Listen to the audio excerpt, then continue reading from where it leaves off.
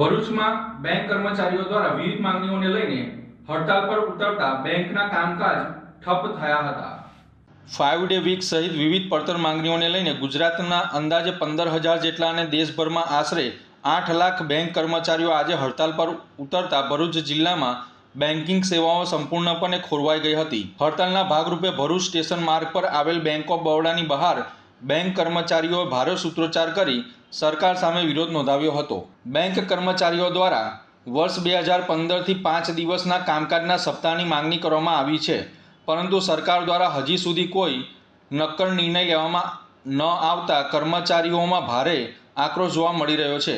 આ હડતાલ દરમિયાન કર્મચારીઓએ સરકારની ઉદાસીનતા સામે નારાજગી વ્યક્ત કરી હતી। બેંક યુનિયનના પ્રતિનિધિઓએ જણાવ્યું હતું કે જો સરકાર 5 દિવસનું સપ્તાહ મંજૂર કરે તો તેઓ દરરોજ 40 મિનિટ વધારાનું કામ કરવા તૈયાર છે અને શનિ રવિની રજાને કારણે ગ્રાહકોને કોઈ અસર નહીં પડે। તેમનું કહેવું છે કે અન્ય સરકારી વિભાગોની જેમ બેંક કર્મચારીઓ પણ 5 ડે વીકનો હક મળવો જોઈએ। અત્રે ઉલ્લેખનીય છે કે શનિ રવિ તેમજ 26મી જાન્યુઆરીની રજા બાદ સતત ચોથા દિવસે બેંકો બંધ રહેતા બેંક ક્લિયરન્સ, રોકડ ઉપાડ જમા સહિતના વ્યવહારો ઠપ રહ્યા હતા। 4 દિવસથી બેંકો બંધ રહેતા સામાન્ય લોકો, વેપારીઓ અને ઉદ્યોગકારોમાં ભારે હાલાકી ભોગવવાનો વારો આવ્યો હતો।